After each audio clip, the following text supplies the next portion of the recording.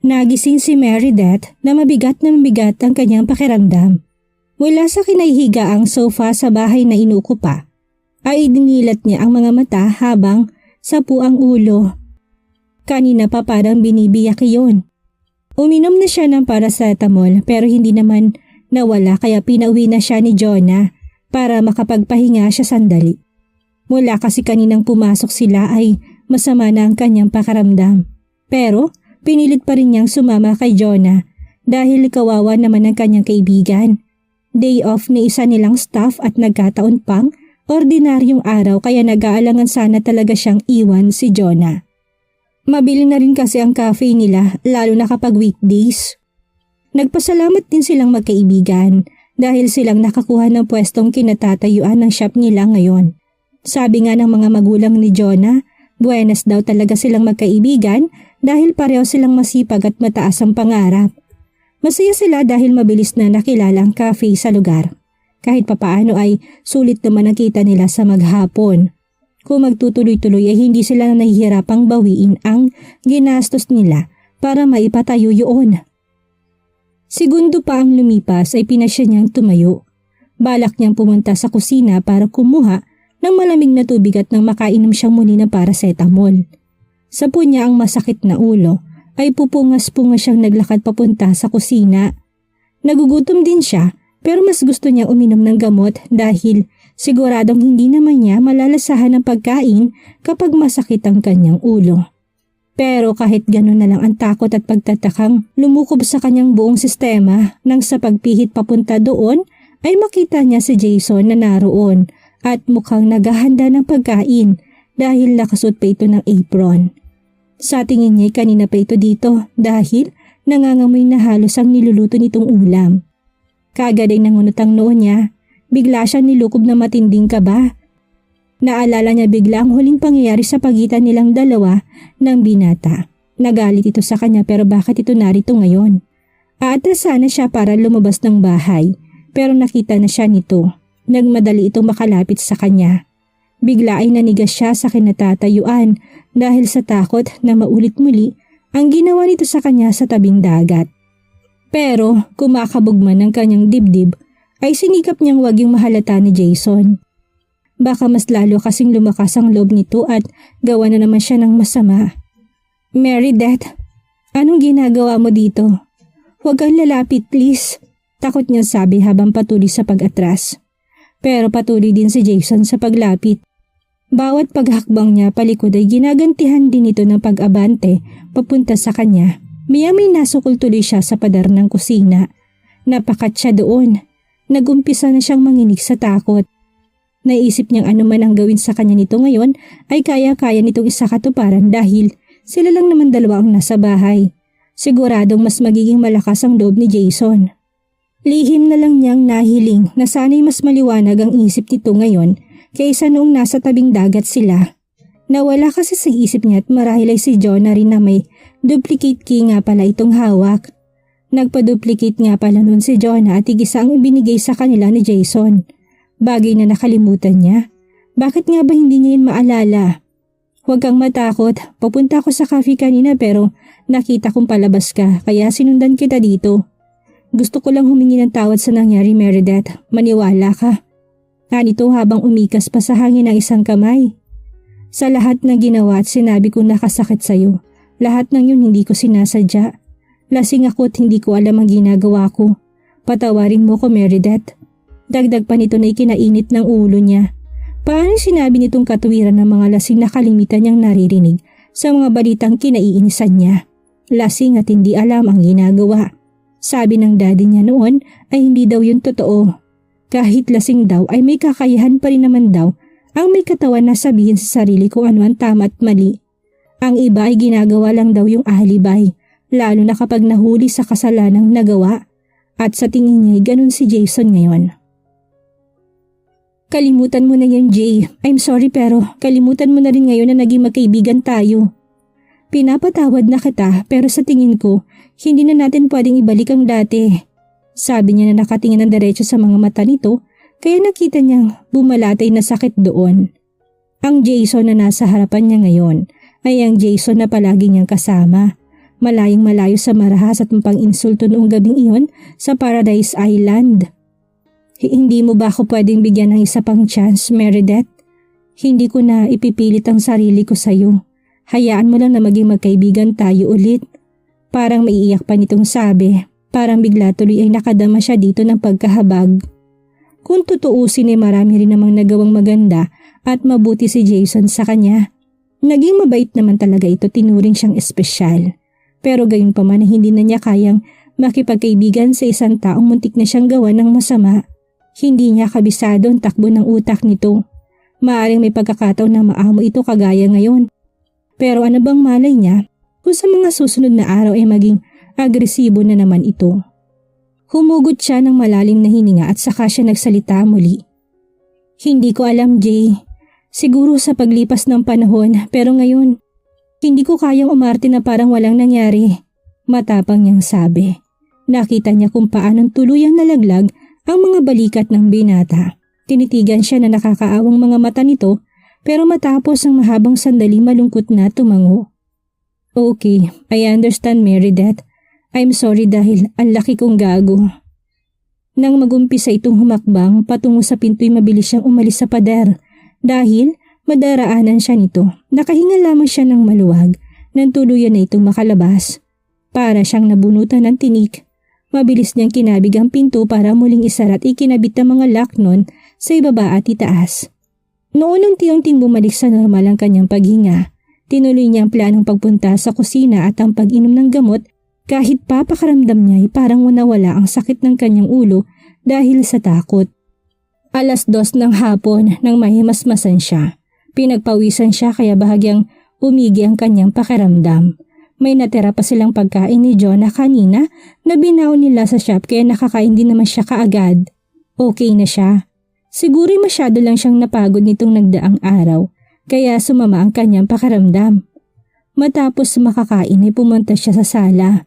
Kinuha niya ang cellphone sa bag dahil balak niyang tawagan at kamustahin si Armando. Namimiss na niya ito pero alam niyang busy itong tao kaya hindi pwedeng mayat maya silang magkita. Pero lobat pa lang kanyang telepono.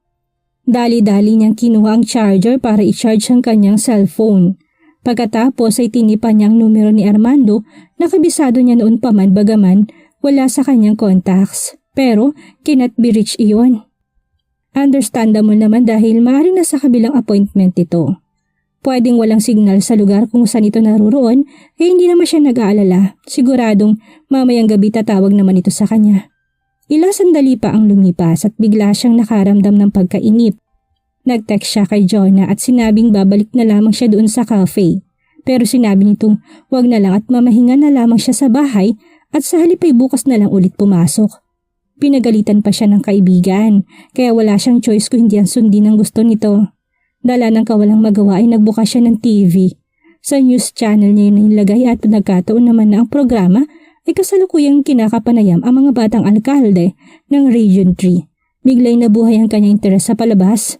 Nagkataon kasi na isa si Armando sa mga alkaldeng naroon. Live ang news kaya mas naunawaan niya kung bakit hindi niya ito makonta kanina pa. Kung ano-anong makabuluhang impormasyon ang tinatanong ng mga reporter kay Mando. Tinanungan tungkol sa mga plano nito sa bayang nasasakupan at kung kamusta ang takbo ng bayan ng San Miguel. Kahit mag-isa hindi niya mapigilang mapangiti. Kapag kasi ganito ang pinamamahalaang bayan ng usapan ay lumalabas ang lahat ng talino ni Armando. Walang duda na isa itong magaling na ama para sa sariling bayan. Nakaka-proud lang na siyang babaeng mahal nito. Isa itong lehitimong politiko na bukal at taos sa pusong pamumuno. Maraming nakakakilala sa tunay nitong pagkatao, pero marami rin naman ang walang ibang gustong gawin kung hindi ang pabagsakin ito. Napansin niyang maning-mani kay Armando ang interview, pero mayami unti-unting napunta sa personal na buhay nitong tanong ng mga reporter na naroon. Dahilan para unti-unti ring mawala ang ngiti niya sa labi. Mayor, ano hong masasabi niyo sa umuugong na balitang kaya kayo napaaway sa isang resort ay dahil nahuli niyo ang girlfriend niyo na may kahalikang ibang lalaki? Tanong dito na isang reporter. Ang totoo ay nabasa niya ang artikulong yun sa isang pahayagan at sigurado siyang mga kalaban ni Armando sa politikang may pakana ng lahat at bumaligtad sa nilabas na balita para sirain sa mata ng tao ang pangalan ni Armando. Wala siyang kurap habang hinihintay ang magiging sagot nito. Kagaya ng inasahan niya ay ngumiti ng maluwang si Armando na parang nakakaloko. Kahit kailan talaga'y magaling itong umakto sa harap ng mga tao na parang hindi ito apektado sa isyong pinupukol dito. At sa tingin niya tama lamang ginagawa nito. Isa pa'y kilala niya si Armando na wala talagang pakialam sa mga issue lalo na't hindi naman makakaapekto sa pagkatao nito. Pero ang lumabas sa bibig nito hindi niya inaasahan na walang ngiti sa labi niya at napalitan ng pagsasalubong ng kanyang mga kilay. Well, nakakatawang balitang yan. Dahil unang-una ho ay wala akong girlfriend. Sabi nito na nagpakirot sa dibdib niya. Oo nga't hindi nito sinasabi kung anong estado ng relasyon nila. Pero umaasa na siyang kahit papano hindi naman siya nito itatago dahil sinabi pa nito sa mga magulang niya na handang patunayan kung gaano pa siya kamahal. Wala pa nga silang formal na relasyon pero hayagan naman itong sinasabi na mahal siya. Tamang hindi siya nito nobya pero naisip niya pwede namang sa ibang paraan sabihin ni Armando ang tungkol doon. Sana hindi siya gaano nasasaktan ngayon kahit may posibilidad na inililigaw lamang ni Armando Mija ay hindi pa rin niya mapipigilan na mapag-isip. Nasaktan man ay hinintay niyang muli ang iba pa nitong sasabihin. Mayor, kamusta naman ho kayo ni Councilor Lorna? Maraming nagrereto sa inyo sa isa't isa, hindi ba? Pareho rin ho kayong single at bagay na bagay kayong dalawa. Ano pong tingin niyo doon? Tanong naman ng isa pang reporter. Doon ay biglang naging seryoso si Armando. Siya naman ay hindi napigilan ng mapalunok. Hindi niya alam na may inuugnay ditong ibang babae at mas lalong kumirot ang puso niya dahil doon. Si Konsehala Lorna at ako ay friendship ang meron sa ngayon. Pero anong malay natin, hindi ba? Ang isang relasyon naman ay sa ganun din nag-uumpisa. Sa ngayon ay ang San Miguel talaga muna priority ko. Ani ni Armando na lalong sumugat sa kanyang puso. Hindi siya demanding na tao, pero sa tingin naman niya kailangan niya ng paliwanag sa lahat ng sinabi nito. Ilang reporter pang ginustong batuhan ito ng tanong, pero hindi na yun pinaunlakan ng alkalde. Mayor na ng ibang bayan na nakasalang sa interview, kaya pinili niyang i-off na ang TV. Naguguluhan siya, hindi malinaw kung totoong lahat ng sinabi nito sa media, pero isa lang ang alam niya, nasaktan pa rin siya at hindi siya matatahimik hanggat hindi siya naliliwanagan. Kailangan niya itong makausap dahil pakaramdam niya ay mababaliw siya kung sasapit ang kinabukasan na hindi pa rin sila nagkakausap ni Armando. Kinuha niya ang cellphone at sinubukan itong muling tawagan pero hindi niya pa rin ito makontak hanggang gumabi hindi niya ito nakausap. Palumpihit siya sa loob ng bahay. Relax ka lang, baka busy lang yung tao, Meredith. Ang rinig ko, maraming projects ang San Miguel ngayon. Iyon sigurong pinagkakaabalahan ni Mando. Alalahanin nung marami siyang anak, marami siyang responsibilidad. At yung ganyang mga politiko, inuulan talaga lagi na intrigang mga yan. Chill ka lang, okay? Kailangan mong masanay. Paano kung mag-asawa na kayo ni Armando? Makikinig ka na lang palagi sa mga chismosang media na laging pasimuno ng intriga. Ani ni Jonah na alam niyang sinusubukang alisin ng kung ano-anong agiw sa kanyang utak. Tama naman ito, pero hindi niya maintindihan kung bakit masama ang kutob niya sa hindi pagpaparamdam ni Armando sa kanya. Gusto niyang isipin na tama si Jonah, pero hanggang hindi niya naririnig ang side ng alkalde, ay mananatiling ligalig ang kanyang isip. Pero lumipas pang 2 araw ay hindi pa rin ito nagpaparamdam. Napapanood niya ito sa news pero ni ha at ho ay wala siyang naririnig mula dito at hindi pwedeng basta na lang ganoon. Pakaramdam niya sinasadya na nitong pambabaliwala sa kanya kahit wala siyang idea kung bakit. Mababalo na siya sa kakahintay kung kailan ito balak na tawagan siya at ang 2 araw para sa kanya masyado ng matagal. Updated ito sa social media at panay ang pagpapa-interview sa media. Pero wala itong time na paliparan man lang siya kahit isang text message. Hindi na niya kayang maghintay pa ng mga susunod pang araw na hindi niya ito nakakausap. Kung ayaw nitong gumawa ng paraan ay siyang gagawa ng paraan para mabigyang linaw ng mga tanong sa kanyang isip. Meredith, baka mapagod ka lang. Mabuti kung nasa munisipyo yun. Tinangka ni Jonah na pigilan siya nang sabihin niya ritong pupunta siya ng San Miguel. Magkasama sila sa cafe pero kanina pa siya parang wala sa sarili. At least sinubukan ko siyang makausap, Jonah. Hindi pwedeng ganito na lang pagkatapos niyang sabihin na mahal niya ako. Desidido niya sabi habang sinusukpit ang kanyang shoulder bag. Ay, okay, gusto mo bang samahan kita? Alok nito maya-maya. Ganito lang naman si Jonah, sa una ay aangal ito pero kapag nakitang desidido siya, ay mag-aalok pa ito ng samahan siya. Hindi na, hihiramin ko na lang ang kotse mo. Kahit hindi pa sumasagot si Jonah, kinuha na niya susi nito sa corner nila. Of course, mag-iingat ka lang, okay? Paalala pa nito bago siya tuluyang lumabas. Thanks, Jonah. Matapos siyang humalik sa pisngi ng kaibigan na inabot niya ang jacket niyang nasa working table nilang dalawa. Habang palabas ng cafe, kinakabahan siya. Hindi niya alam kung may mangyayari sa lakad niya pero wala siyang pakialam. Ano man ang kahantungan ay okay lang. At least ay gumawa siya ng paraan at hindi lang siya nananahimik. 10:00 ng umaga na makarating siya ng munisipyo ng San Miguel. Mabilis siyang bumaba ng kotse. Kumakabog man ng dibdib ay mabilis niyang tinalunton ang daan papunta sa mayor's office. Kulang na lang ay takbuhin na niya ang opisinang yon para kagad ay makaharap na niya si Armando. Kung ano man ang mapag-uusapan nila ay sisikapin niyang tanggapin. Ang gusto lang naman niya ay marinig mismo sa bibig ni Armando na wala talaga siyang dapat asahan sa pagitan nila. Na ang lahat ng sinabi nito sa mga reporters ay totoo. Mas kaya pa niyang tanggapin iyon kaysa naman araw-araw siyang parang naghihintay sa wala. Mababalo siya kapag ganoon. Good morning ma'am, how can I help you? Mabait na bungad sa kanya na sa tingin niya staff ni Armando. Bahagya siyang nawala ng dila. Parang bigla siyang nahiya pero pinalis niya kagad yun sa kanyang sistema.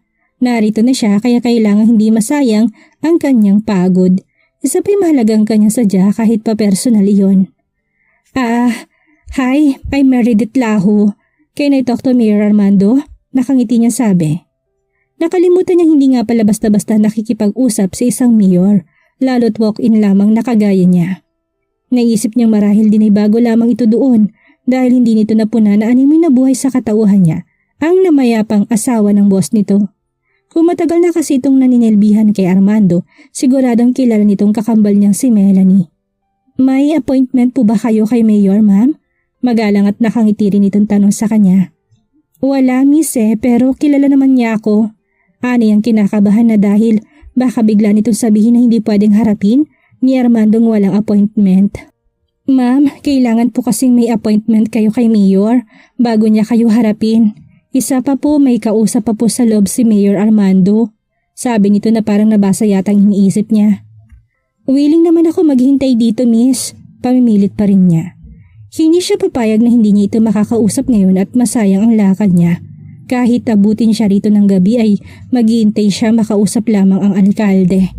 Masyado na malaki ang kanyang pagod para ngayon pa siya sumuko. Akmang sasagot pa sana ang staff nang bigla'y bumukas ang pinto ng mayor's office at iluwa ang isang pamilyar na babae kasunod si Armando na hindi siya kagad nakita dahil nagtatawanan ng mga ito. Eto kaya si Lorna? Bulong ng isip niya. Maganda ito, halatang edukada, batay sa suot nitong polo shirt at maong jeans ay lumakas ang kutob niyang eto nga marahil ang konsehal na inuugnay kay Armando. Parang bigla siyang nanliit kahit maputi rin siya ay walang-wala siya sa kutis ng babae. Naisip niya siguro hindi ito naliligo ng tubig kaya ganito ito kaputi.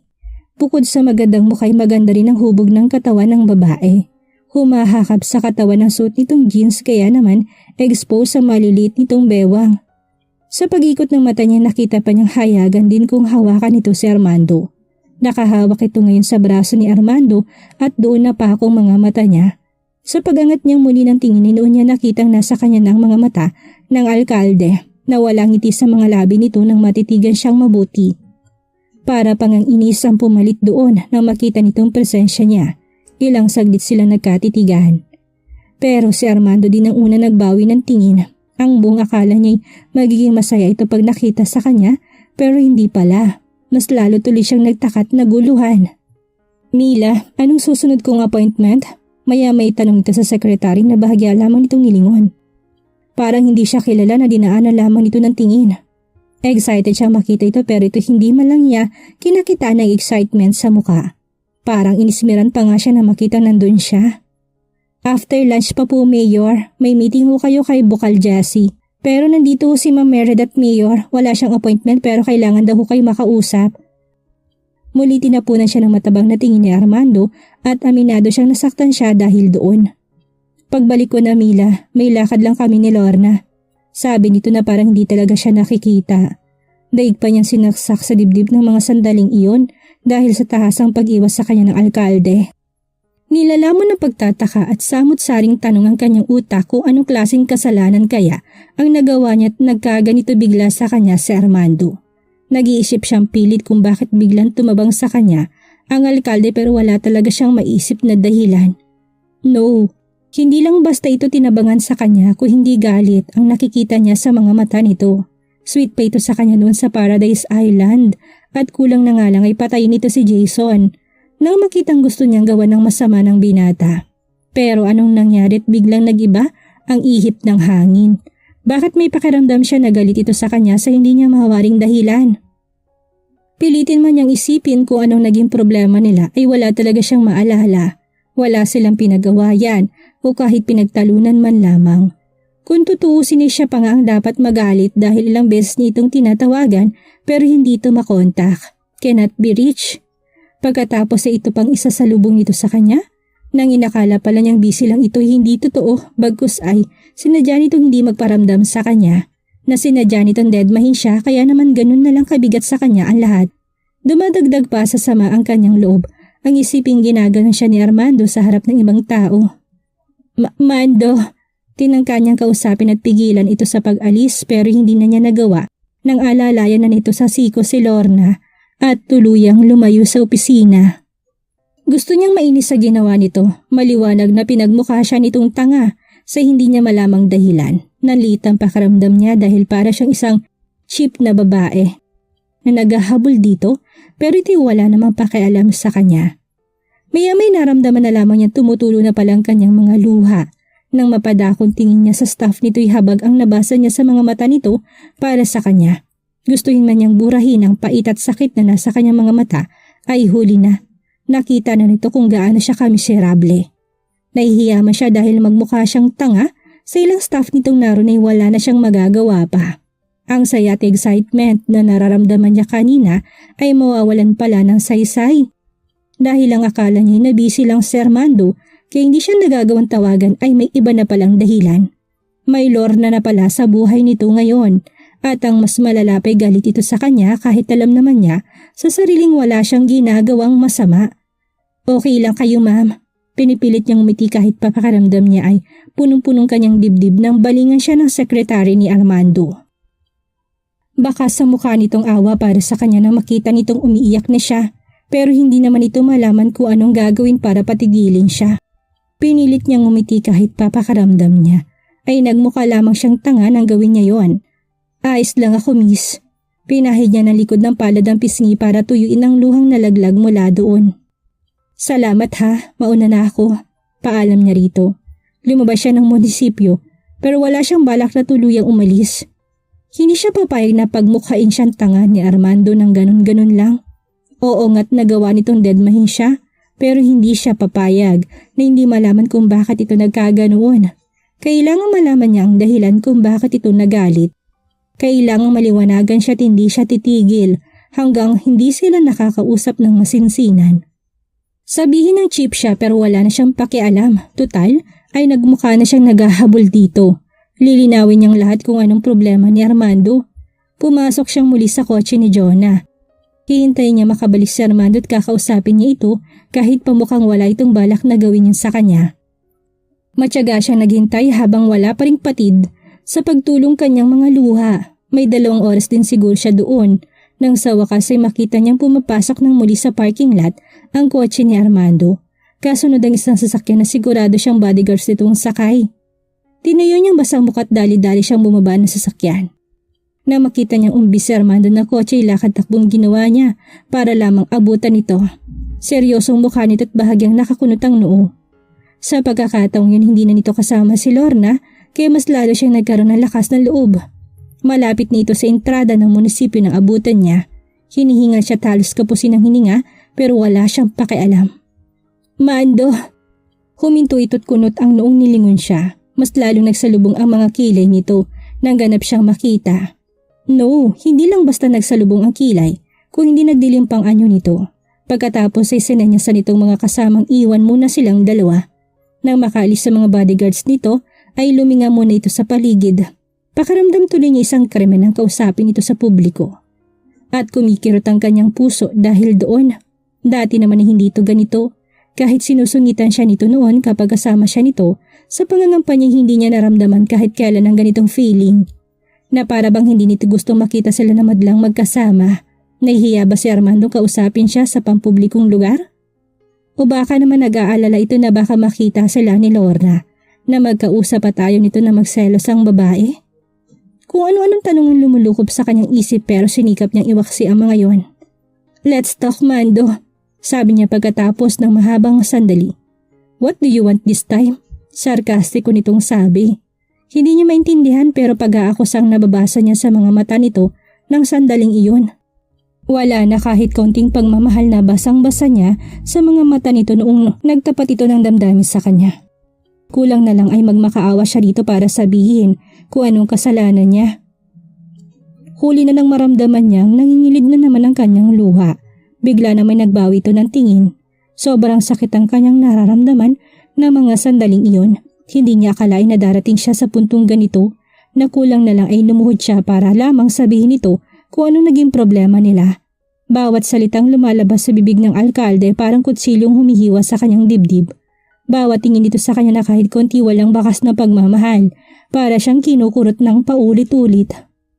"Bakit ka ba nagkakaganyan?" Tinangka niyang hawakan ang baraso nito, pero mabilis ito nakaiwas. "Ano bang nagawa ko, Mando? Sabi mo mahal mo ko, di ba? At ilang araw pa lang ang nakalipas magmula noon.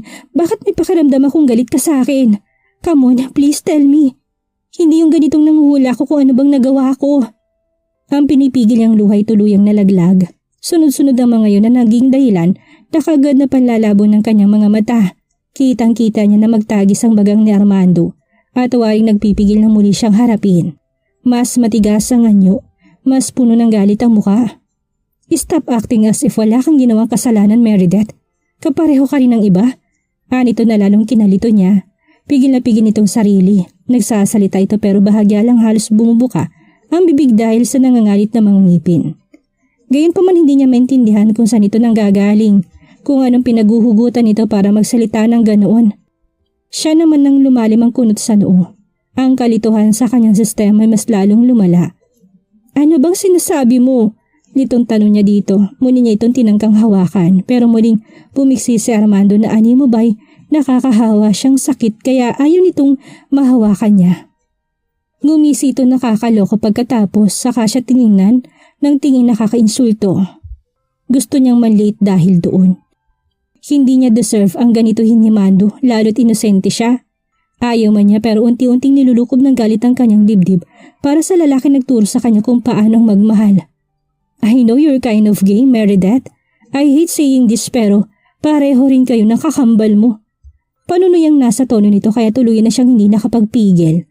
Tuluyang napatid ang lubid ng kanyang pasensya. Lumipad ang isang palad niya sa mukha ng alkalde. Nabiling ang pisngin nito't nang tapunan siya ng tingin ay nagliliyab ang mga mata ni Armando sa galit. Sabihin po nakaagaw na sila ng atensyon at maraming nakakita sa ginawa niyang pagsampal sa alkalde ng bayang iyon. Magsisiman siya sa ginawa'y huli na at batid niyang sinusubukan niyang ayusin sa pagitan nila ni Armando ay mas lalong lumala dahil sa kanyang ginawa. I'm sorry." Tutup niyang bibig dahil maging siya'y nagulat sa kanyang ginawa.